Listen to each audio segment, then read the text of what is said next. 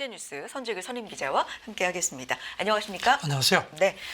관세의 모든 글로벌 시장의 중심, 초점이 지금 맞춰져 있는 상황인데 골드만삭스 분석부터 좀 살펴보겠습니다.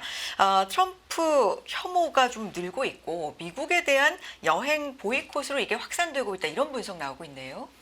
그 트럼프 관세로 인해서 미국 경제에 그 내상이 있다는 지적들이 많았는데요. 네. 조금씩 가시화되는 것 같습니다. 그 골드만삭스 보고서를 블룸버그가 인용을 했는데요. 올해 그 관세하고 이제 국경 그 단속 강화 이런 것에 대해서 국제사회 반감이 커지고 그래서 미국 제품 불매 운동이라든가 그리고 또 특히 미국에 대한 여행이 많이 줄어드는 것 같다는 겁니다. 그래서 네. 이런 것들 때문에 올해 미국 경제 많게는 GDP 한 0.3%, 한 900억, 근 900억 달러 정도, 우리 돈으로 128조 7천억 원 정도의 손실이 예상된다는 게 골드만삭스 전망입니다. 네. 국제무역청이 발표한 데이터인데 항공편 미국 입국자가 한 해 전보다 한 10% 감소했다는 거니까 굉장히 큰 감소폭 아닙니까? 지난달 기준입니다. 네, 그렇군요. 그렇게 돼 있고요. 캐나다인의 여행 취소도 많았다고요? 네, 그래서 특히 캐나다 쪽에서 여행 취소가 많았다는 그런 지적입니다. 그렇군요. 노동통계국이 또 10일 집계한 바에 의하면 항공이나 호텔 또 렌터카 요금이 하락했다고 하는데 이것도 좀 일맥상통한 얘기일까요? 그것도 특히 이제 미국 북동부 쪽, 네. 그쪽에 이제 캐나다 사람들이 많이 내려오는데 그 영향이 있는 것 같다는 겁니다. 그래서 북동부에서 호텔 투숙료 같은 경우가 한 10% 이상 떨어졌다는 겁니다. 그래서 캐나다발 여행객 감소 다시 큰 걸로 분석이 됐고요. 네. 그리고 오는 9월까지 그 항공편 예약이 특히 캐나다에서 오는 항공편 예약이 한 해 전보다 70% 줄어든 걸로 그렇게 집계가 되어 있습니다. 그렇군요. 골드만삭스 보고서 얘기로 이제 시작을 해서 이런 전반적인 상황들 좀 숫자로 제시를 해주신 건데 관세 칼을 휘두르는 게 이미지 악화로 이어졌고 이게 여행도 안 오는 거고 여러 가지 가격에도 영향을 미친다 뭐 이런 얘기겠죠? 그렇죠. 이런 네. 역풍이 뭐 예상은 됐는데요. 관세뿐만 아니라 이렇게 수출 문제, 뭐 보복 같은 것도 있고 해서 그래서 올해 미국 성장이 시장이 예상하는 것보다 오히려 더 충격받을 가능성도 배제할 수 없다는 겁니다. 네. 그리고 또 특히 유럽 쪽에서도 그 이렇게 미국 들어오다가 이게 구금되는 그런 사례가 몇 가지가 이렇게 몇 건이 나와서 그런지 유럽인들도 미국보다는 다른 쪽으로 관광을 가는 그런 그 추세가 완연하다는 지적입니다. 그렇군요. 올해 미국 성장이 시장 예상치에 미치지 못할 것이다 근거에 뭐 이런 것도 좀 수치로 들어가겠네요. 그럴 것 네. 같아 보입니다. 골드만삭스 보고서 내용이었고요. 이런가 하면 제이미 다이먼, JP 모건 CEO 무역 정책과 관련돼서 작심하고 트럼프 대통령 비판했다고 하는데 이 내용도 좀 분석해 볼까요? 트럼프 취임 때까지만 해도 상당히 그 좀 긍정적인 평가를 네. 많이 했는데 그 상호관세 발표되고 나서부터 태도가 완전히 달라졌습니다. 파이낸셜 타임스 지난 15일자 인터뷰를 보면요, 이런 아주 작심해서 비판을 했습니다. 미국이 그동안에 번영이라든가 법치, 경제, 국방력 덕택에 이른바 위험 회피처로 인식됐고 그래서 상당히 그 자금도 많이 들어왔는데 트럼프의 그 과도한 그 무역 체계 개편 의혹 때문에 이런 게 흔들릴 수 있다고 경고를 했습니다. 그래서 불확실성이 원인이라고 지적을 했습니다. 네. 그러면서 미국이 조심해야 한다라는 내용을 했기 때문에 굉장히 좀 직접적으로 이야기를 한 건데 어떤 내용입니까? 거기다 덧붙이기를요. 네. 이런 표현을 썼습니다. 신으로부터 성공할 권리를 부여받아 걱정하지 않아도 되는 사람은 세상에 없다. 트럼프를 이제 꼬집은 겁니다. 네. 그리고 이제 이런 그 이른바 트럼프가 얘기하는 해방의 날 상호관세 발표했을 때 그게 시장이 예상했던 것보다 훨씬 더 강했다는 겁니다. 네. 그래서 그때 때문에 미국뿐만 아니라 글로벌 시스템에 충격이 컸고 특히 시장 변동성에 대한 그 불안감도 커졌다고 강조했습니다. 그렇군요. 무엇을 달성하려는지를 그러니까 시장이 지금 세계가 도대체 트럼프 대통령이 뭘 위해서 저렇게까지 하는지 계속 좀 속내를 파악해 보려고 노력하고 있잖아요. 그 현실적으로 정확하게 좀 인식해야 된다라는 쓴소리도 했네요. 그러니까 관세 규칙에 대해서 그게 어떤 의미에서 뭐 전략일지 모르지만 네. 도대체 헷갈린다. 그러니까 뭘 추구하는지를 확실히 하는 게 좋겠다. 이렇게 또 권고를 했습니다. 그리고 네. 특히 동맹하고 같이 가야 된다. 지금 동맹을 계속 이제 옥죄는데 그런 경우 했습니다. 그러면서 이제 중국 문제도 얘기를 하는데 대화를 하는 게 시급하다. 현재로서는 어떤 대화도 없는 것으로 보이는데 그렇게 하면 안 된다고 또 지적을 했습니다. 네. 알겠습니다. 미국 침체 가능성도 최근에 좀 경고를 하면서 비판 쪽으로 입장을 좀 선회한 듯한 모습을 보이고 있는 제이미 다이먼에 대한 이야기였습니다. 다음 얘기 좀 넘어가 보겠습니다. 불법 체류자 강제 추방을 보이면서 좀 강경 기조를 이어갔잖아요. 근데 자진 출국하는 일명 선한 불체자에 대해서는 합법적 재입국을 지원한다. 좀 선회인가요? 이것 또한 이랬다 저랬다 하는 겁니까? 트럼프가 그저께 폭스뉴스하고 인터뷰하면서 그런 식의 얘기를 했습니다. 이 표현이 이제 선한 불체자의 경우는 나갔다가 합법적으로 들어오게 도록 최대한 돕겠다. 그리고 그 나갈 때도 약간의 돈하고 비행기표를 주겠다는 얘기를 했습니다. 그래서 네. 이제 이른바 자진 출국 프로그램 운영한다는 얘기를 했는데 아주 자세한 얘기는 하지 않았습니다. 그렇군요. 근데 선한 불체자라고 이제 선한을 붙인 걸 보면 뭔가 어쨌든 혜택을 주겠다 아니면 좀 다른 정책을 펴겠다 뭐 이런 걸로도 시사는 되네요. 그러니까 지금 이제 강제 네. 추방하고 있는 게 이제 살인범이라는 표현을 또 썼습니다. 아. 이제 그거하고 이제 다르다는 거죠. 그리고 이제 특히 이렇게 이제 불법 체류자를 이제 대거 추방을 하기 때문에 미국의 농업하고 이제 특히 호텔 같은 서비스 업종 그 저임 노동력이 많이 부족하거든요. 그렇게 되면 그게 인플레도 또 이어질 수 있다는 우려가 많아서 그런지 이제 그 부분에 대해서도 자기가 적극적으로 지원을 하겠다는 얘기를 했습니다. 네. 그래서 지금 미국 언론들이 트럼프가 이제 이런 그 강제 추방과 관련한 그 미국의 현실을 좀 이렇게 고려를 하는 것 같다. 그래서 그동안에 일방적으로 강제 추방하는 식으로 했던 거에서 조금 좀 완화하는 쪽으로 유턴하는 게 아니냐. 그런 그 관측을 좀 조심스럽게 했습니다. 근데 일찍부터 사실 이렇게 무조건적으로 추방을 하면 강경하게 이렇게 하면 말씀하신 임금 쪽에서 좀 저임금 노동자를 활용하는 어떤 그런 것들도 많은데 이게 임금 쪽에서 좀 문제가 생기고 뭐 인플레가 생기고 이런 걱정들이 좀 있었잖아요. 그렇죠. 네. 그러니까 이제 그런 거를 좀 고려하는 걸로 관측이 된다는 겁니다. 네. 알겠습니다. 다음 얘기로 넘어가 보겠습니다. 간밤 시장에서도 시장을 이렇게 좀 끌어내렸던 가장 큰 축은 반도체였습니다. 아무래도 엔비디아 영향이 좀 컸는데 미국 반도체 장비 업체가 연간 10억 달러가 넘는 비용을 추가로 안게 될 것이다. 관세 영향이 이렇다는 분석인데요. 로이터 보도인데요. 네. 그 미국 그 반도체 장비 업체 어플라이드 머티리얼스 포함한 그 3대 업체 그 경영자들이 지난주에 미국 당국자들하고 조용히 만난 모양입니다. 그래가지고 너무 힘들다. 그래서 이런 식으로 하면 연간 최소 한 10억 달러, 우리 돈으로 한 1조 4천억 원 이상의 비용이 추가된다. 힘들다. 도와달라 뭐 이렇게 얘기를 한 모양입니다. 네. 뭐 이렇게 되니까 이제 반도체 장비 같은 경우는 말씀하시다시피 이제 이런 그 서방에서 만들고 그런데 중국에서 핵심 원료가 들어와야 되거든요. 그런데 이제 거기 이제 높은 관세가 부과됐기 때문에 그런 겁니다. 보면은 미국 그 의회 의원들도 그 이런 협회 쪽하고 접촉을 한 걸로 보입니다. 네. 사실 전임 바이든 행정부 때도 제조 장비 대중 수출을 규제했기 때문에 이미 좀 손해를 많이 봤다. 그런데 이렇게 하면은 굉장히 손해가 더 커질 것이다. 추가가 된다는 겁니다. 네. 그런데 지금 뭐 아시다시피 그 반도체하고 반도체 제조 장비에 대해서 이른바 국가안보에 그렇죠. 대한 그 무역법 조사가 그러니까 지난 월요일 날 시작이 됐죠. 네. 그래서 이제 이게 또 이제 품목별 관세가 붙게 되는데 그렇게 되면 이제 손실이 더 커질 수밖에 없는 그런 가능성이 나오니까 이제 업계에서는 계속 이제 앓는 소리를 하는 겁니다. 그렇군요. 여기에 이제 엔비디아 얘기 안 할 수가 없는데 미중 관세 전쟁의 최대 협상 카드로 엔비디아가 이제 또 거론이 되고 있습니다. 주가도 상당히 출렁이고 있고요. 뭐 10% 하락하다가 간밤에 7% 정도 하락으로 마무리는 됐는데 중국 수출을 하려면 H20칩 중국 수출을 하려면 라이센스를 받아라 뭐 이런 얘기인데 사실상은 하지 말아라 뭐 이런 걸로 좀 해석이 되는 것 같아요. 그렇죠. 그 정도 예상이 됐었는데 네. 이제 그 트럼프 상무부에서 이제 결정을 해서 네. 새로운 라이선스를 받으라는 겁니다. 그러니까 하지 말라는 얘기입니다. 네. 이거는 뭐 엔비디아 H20 칩 말고 AMD AI 칩 MI308도 포함이 되고요. 네. 그렇게 되는데 이제 그런데 지금 로이터가 어제 밤늦게 소식통신에서 저는 이제 인용했는데요. 엔비디아가 이렇게 상무부에서 통보를 이제 무기한 적용한다는 통보를 받고도 네. 주요 고객들한테 즉각 이거를 알리지 않았다는 겁니다. 그래서 이런 것도 조금 좀 시끄러워질 것 같습니다. 네. 앞서서도 바이든 정부 때 얘기를 좀 했었는데 그때 2022년 국가 안보를 이유로 통제가 시작이 됐던 일이 또 있었잖아요. 그렇죠. 네.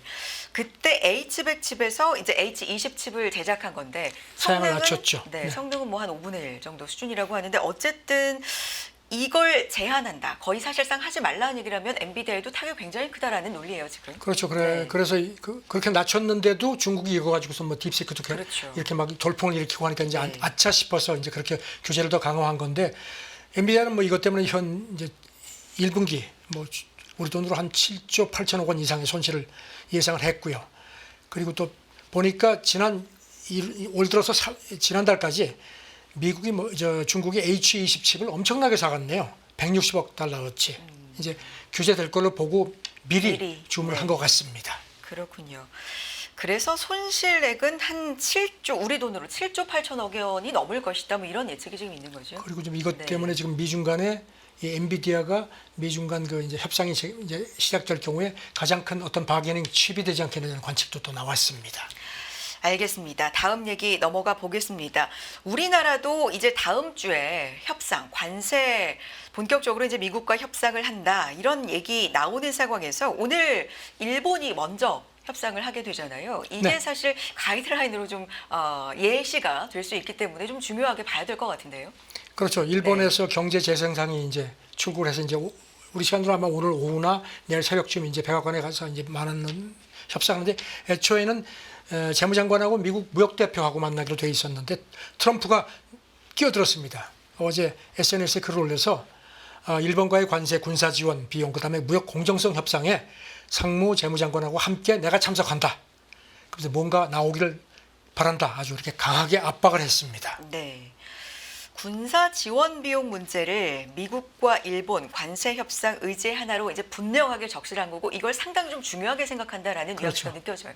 이렇게 네. 되면 이제 방위비 분담 문제까지 그렇죠. 이제 패키지로 묶겠다는 건데 우리가 지금 내주에 우리도 이제 미국하고 이제 관세 협상이 예상되어 있는데 우리한테도 이런 식의 패턴을 적용하지 않겠느냐는 관측이 많습니다. 네. 일단 중국이 지금 뭐 적어도 지금까지는 굉장히 세게 나오죠. 고일 맞불 관세에다가 히트로 제한까지 막 하고 하니까 그런 상황에서 미국이 이제 일단 집안 동맹부터 이렇게 교통 정리를 하고 나서 이제 본격적으로 한번 붙어보자는 것 같은데 네. 일본은 지금 뭐 신중하게 하겠다는 입장을 계속 강조를 했는데 트럼프가 이렇게 세게 나오니까 상당히 일본이 지금 조금 좀 더 수소에 몰리지 않을까 싶습니다.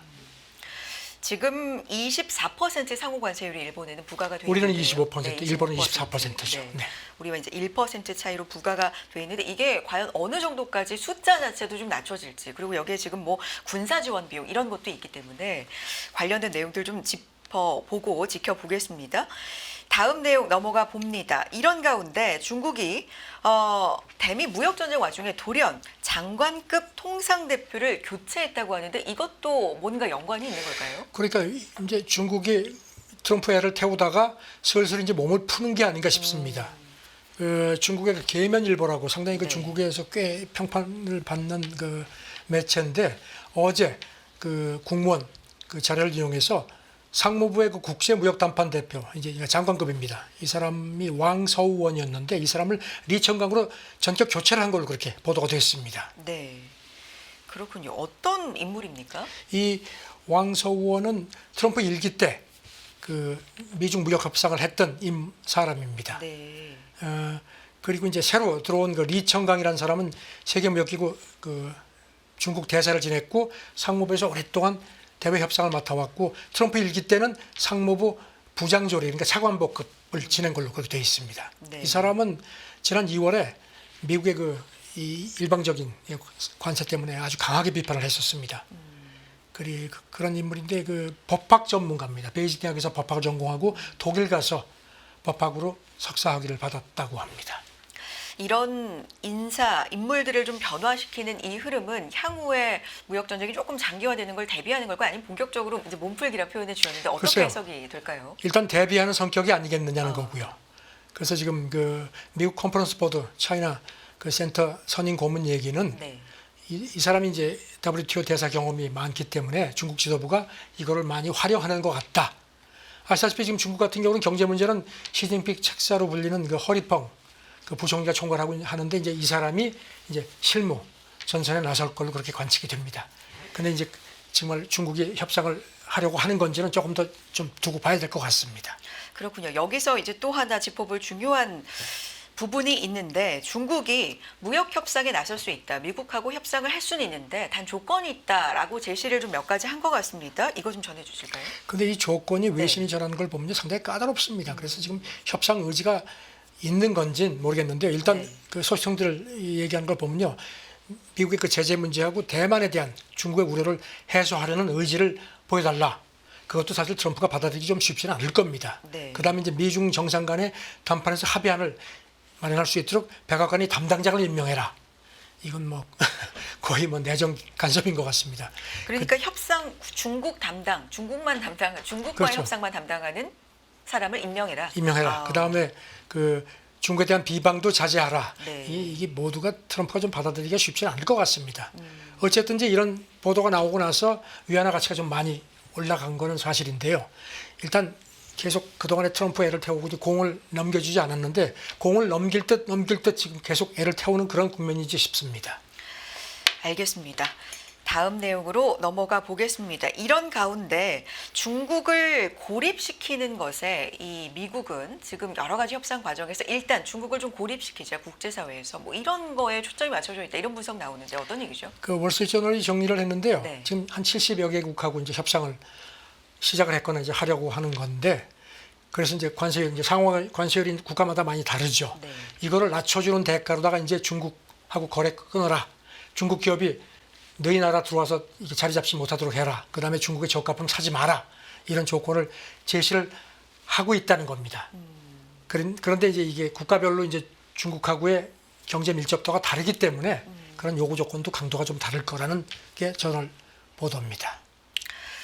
미국이야 중국이야 하나만 선택해 뭐 이런 걸까요? 그렇죠. 단순히 얘기하면 그런 네. 거라는 건데 이게 이제 이거를 트럼프한테 이제 제의한 게 이제 베선트 국무장관이라 재무장관이라는 겁니다. 네. 지난 6일 말하라고 해서 회의할 때 이런 걸 얘기를 했고 트럼프가 그거 괜찮겠다 받아들인 모양입니다. 아시다시피 베선트는 어떤 의미에서 마지막 카드를 칠 수도 있죠. 미국 증시에 상장된 중국 기업 상장 폐지까지 슬그머니 언급을 했거든요. 네. 일단 그래서 어떻게든지 시진핑을 협상 테이블 끌어내려는 전략인 것 같습니다. 그리고 또 중국 협상력도 좀 약화시키려는 계산인 모양인데 중국이 이런 걸 다 읽고 읽지 않을까 싶습니다. 근데 이제 이런 얘기는 사실 중국을 좀 고립시키려고 한다. 중국은 다른 나라들과 미국의 공격을 받는 또 다른 나라들과 좀 뭉치려고 한다. 힘을 합치려고 한다. 이런 것들은 좀 많이 알려져 있었는데 미국하고도 굉장히 교류가 많고 영향이 많고 중국하고도 굉장히 밀접한 관련이 있는 소위 이제 끼어 있는 나라들은 이런 조건에서 상당히 난감하겠어요. 난감하죠. 지금. 네. 아시다시피 시진핑이 베트남 갔다가 말레이시아 갔다가 이제 오늘 캄보디아 이제 그렇죠. 마지막 방문 가거든요. 가서 네. 이제 아시아 뭉치자는 얘기를 계속 하거든요. 네. 그래서 지금 이렇게 지금 이제 특히 그 아시아 국가들이 많이 이제 끼어 있는 상황인데 여기에서 이제 피터 헤럴이라고 카네기 국제평화대단 선임 연구원인데 이 사람은 이제 바이든 때 국가안보회 국제경제 담당 선임 국장을 했습니다. 네. 그저께 미 조지타운 대학 토론회에서 중국이 트럼프의 상호 관세 이런 도박을 오히려 기회로 활용하는 것 같다는 분석도 했습니다. 그리고 이제 미국이 이렇게 뭐 해도 관세를 높이지만 여전히 많은 거를 수입을 해야 되는 입장이고 반면에 중국은 현재는 이제 수입보다는 내수 쪽에 많이 치중을 하는 그런 상황이긴 한데 네. 그래도 미중 간에 워낙 얽혀 있는 게 많기 때문에 중국이 이런 걸 기회로 활용할 수 있는 것도 어떤 정도 제한이 되지 않겠느냐. 그래도 자전 중국으로서는 위기를 기회로 쓰려고 할 거다. 이렇게 또 내다봤습니다. 알겠습니다. 다음 내용으로 넘어가 볼까요? 하버드 얘기 어제도 해주셨잖아요. 네, 굉장히 그 내부에서도 좀 갈등이 격화되고 있는 모습으로 어제 전해드렸었는데 오바마 전 대통령 모교 하버드에 대한 트럼프의 압박을 불법적인 억압이다 이렇게 규탄을 했네요. 아시다시피 오바마는 하버드 로스쿨 졸업했죠. 그래서 그저께 X에 글을 올렸습니다. 같은 얘기를 했습니다. 하버드의 그 학문 자유를 억압하려는 불법적이고 거친 시도를 거부하는 이런 조치를 취해서 고등교육기관에 모범이 되고 있다.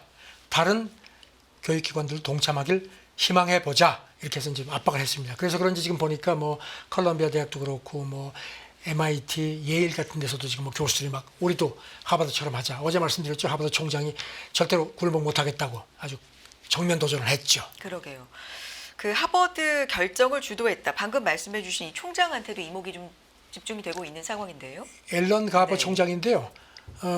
작년 1월에 그 반유태 논란 있었고 논문 표전 의혹 때문에 이제 전임 총장이 물러나고서 임시 총장 맡았다가 그해 8월에 후임 총장이 됐죠. 네. 근데 이 사람이 유대인입니다. 그래가지고 2023년에 그 하마스 급습 때문에 가전쟁도 터졌을 때 하버드가 성명을 냈는데 네. 이게 하마스 테러 비판 수위가 너무 높지 않다고 그때는 좀 이렇게 이스라엘 편을 들었었거든요.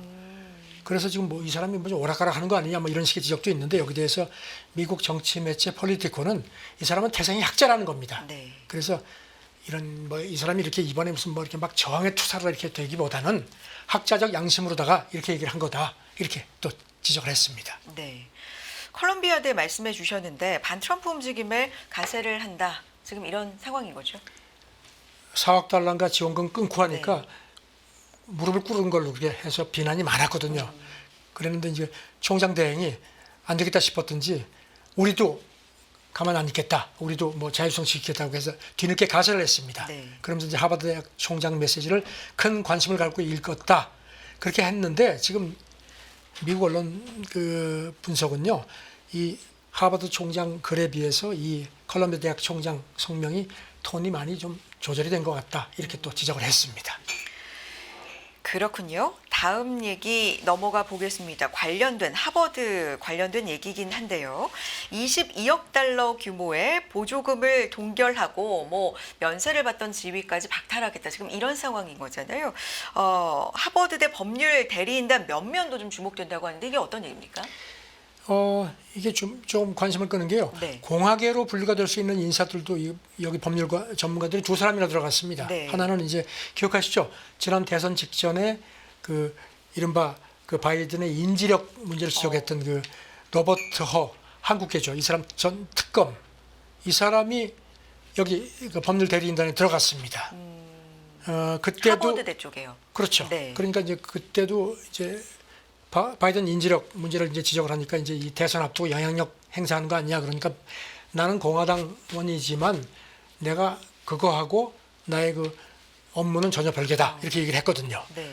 이 사람 역시 하버드 대학 동문입니다. 그리고 또 윌리엄 버크라고 이 사람도 그 하버드 법률 대리인의 이름을 올렸는데 이 사람은 아들 부시 때 백악관 법률 고문을 맡았고요. 2016년 대선 때는 러시아가 트럼프 당선을 돕기에 개입했다는 이른바 러시아 스캔들 수사 때도 트럼프 쪽 인사들을 변호했던 인물입니다. 역시 이 사람 역시 하버드 대학 동문입니다. 그렇군요. 다음 얘기 해볼까요? 네. 바이든 전 대통령이 퇴임 후 처음으로 공개석상에서 이제 트럼프 대통령을 좀 비판했다. 이런 얘기 전해집니다. 뭐라고 한 겁니까? 그저께 시카고 장애인 단체 행사에 가서 네.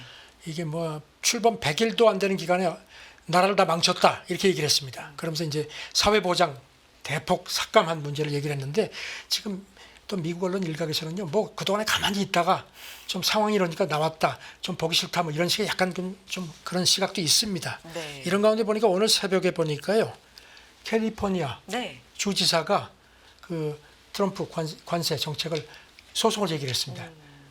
사실 캘리포니아는 보면은 미국에서 가장 인구도 많고 경제력이 최고고 캘리포니아 주 자체가 세계 5위 경제 주체입니다. 네. 그래서 이제 이런 걸 했는데 글쎄요 지금 이제 그동안에 좀 이렇게 잠잠하다가 이제 이렇게 민주당 쪽에서 조금 이제 뭔가 움직임이 있는데 저는 바이든 대통령이 이렇게 나온 거에 대해서는 조금 시각이 좀 엇갈립니다. 그렇군요. 알겠습니다. 다음 내용으로 네. 넘어가 보겠습니다. 관세를 90일 전격 유예한다 이렇게 발표한 지 이제 며칠이 지났습니다. 그런데 친 트럼프 하원 의원이 발표 당일 전날 많게는 한 몇십만 달러치 주식을 샀다. 사실 이 내부 거래가 있는 거 아니냐는 의혹은 계속 지금 며칠간 좀 이어져서 제기가 그렇죠. 되고 있거든요. 민주당의 엘리베스 워런을 포함한 네. 민주당 상원의원 6명이 미국 증권거래위원회에 조사하라고 서한까지 보냈죠. 네. 그러니까 미국 언론 보도를 보니까 마조리 테일러 그린 하원 의원 이 사람은 이제 공화당이고 조지아주인데 트럼프 충성파로 분류가 됩니다. 이 사람이 그 트럼프 관세 유예 발표되기 전날하고 당일에 꽤 많이 산 모양입니다. 하원이 이제 보고하도록 되어 있기 때문에 드러났는데 그래서 지금 뭐 이거 말도 안 된다. 조사하라 가지고 분위기가 좀 더 험해졌습니다. 네. 지금 뉴욕주 검찰이 이걸 조사할 모양인데 아직은 초기 정보 수집 단계라고 하는데 뭐 지금 분위기가 이래가지고서 아마 조사가 본격화되면 조금 좀 백악관에 좀 입장이 좀 난처해질 것 같습니다. 그때를 상기해 보면 뭐 여러 가지가 있습니다만 어쨌든 소셜 미디어에 지금이 매수할 때다. 그렇죠. BJT 이렇게 남겼는데 그리고 또 영상까지 올랐죠. 네. 내 주위에 몇몇 억만장자들이 돈 좀 벌었을 것도 이렇게 뭐 자랑하는 영상까지 올랐죠. 지금 보면은 트럼프 장남이 그 트럼프 미디어 주식 지분을 많이 53% 갖고 있는데 그 당일에 주식이 근 22% 폭등했었죠. 네. 그래가지고 그 당일에만 재산이 한 근 6천억 원 정도 불어난 걸로 그렇게 되어 있기 때문에 아마 조금 시비가 더 불거질 것 같습니다. 이게 뭐 진짜 팩트가 뭔지는 조사를 뭐 철저하게 하겠지만 사실 그 여러 가지 과정을 보면서 이래도 되나라는 생각이 글쎄 말입니다. 네, 네. 들긴 했던 일인데요. 이렇게 진행이 되고 있군요. 여기까지 오늘은 국제뉴스 함께 하겠습니다. 선직의 선임 기자 함께했습니다. 내일 뵙죠. 고맙습니다. 네, 감사합니다.